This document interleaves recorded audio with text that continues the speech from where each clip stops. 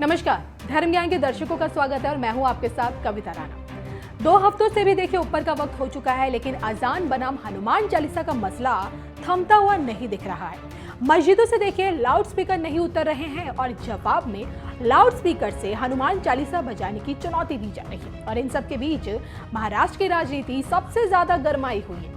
राज ठाकरे के तेवरों के आगे महाराष्ट्र का सियासी पारा चढ़ा हुआ है। ऊपर से टेंशन में आई सूबे के मुख्यमंत्री उद्धव ठाकरे की नींद उड़ी हुई है।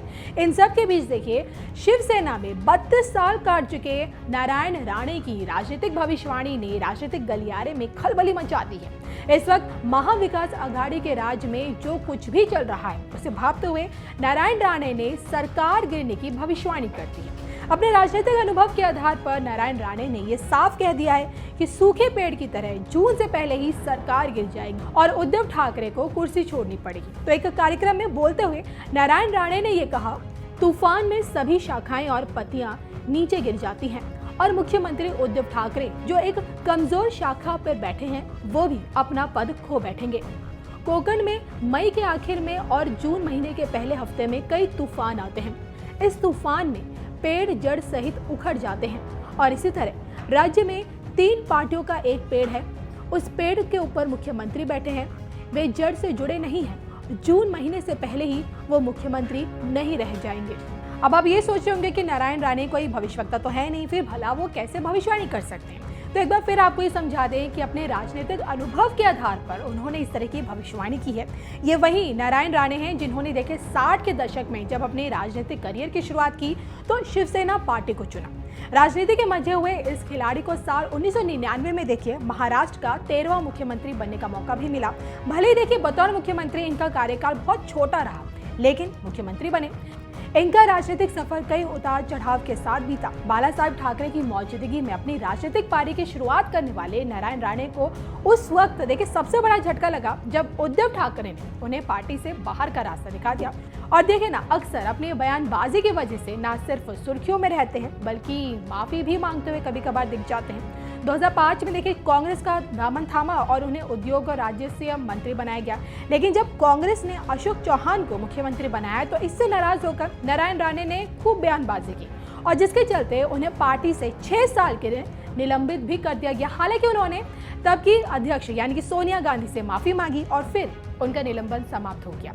और इसी तरह शिवसेना छोड़ने के बाद जब उद्धव ठाकरे के खिलाफ इन्होंने आपत्तिजनक शब्दों का इस्तेमाल किया तब भी इन्हें जेल जाना पड़ा।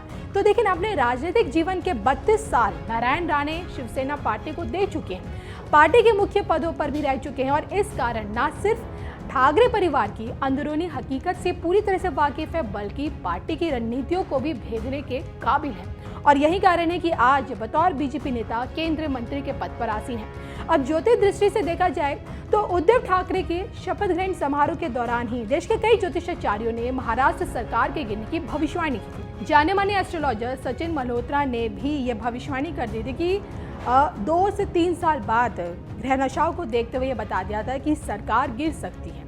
और उनका ये कहना था, उद्धव ठाकरे की शपथ ग्रहण कुंडली में वृषभ लगन उदित हो रहा है, जहां सभी ग्रह 6, 7वें और 8वें घर में बैठे हुए हैं। मोडनी ज्योतिष में 6ठा घर राजनीतिक प्रतिशोध, 7वां घर विरोधी पक्ष और 8वां घर राजनीतिक षड्यंत्र को दर्शाता है। शपथ ग्रहण कुंडली के 6ठे घर में बैठे मंगल और बुध उद्धव सरकार को विरोधाभासों से जूझने पर विवश करेंगे, जिस कारण सरकार 3 वर्ष बाद गिर सकती है। तो इसके अलावा ज्योतिषाचार्य डॉक्टर अरुणेश कुमार शर्मा ने भी उद्धव ठाकरे की व्यक्तिगत कुंडली को देखते हुए ये बताया था। उस वक्त उद्धव ठाकरे का जन्म 27 जुलाई 1960 को हुआ था। उनका जन्म 10:14 पर मुंबई में माना जाता है। उद्धव ठाकरे की जन्म कुंडली कन्या लगन की है।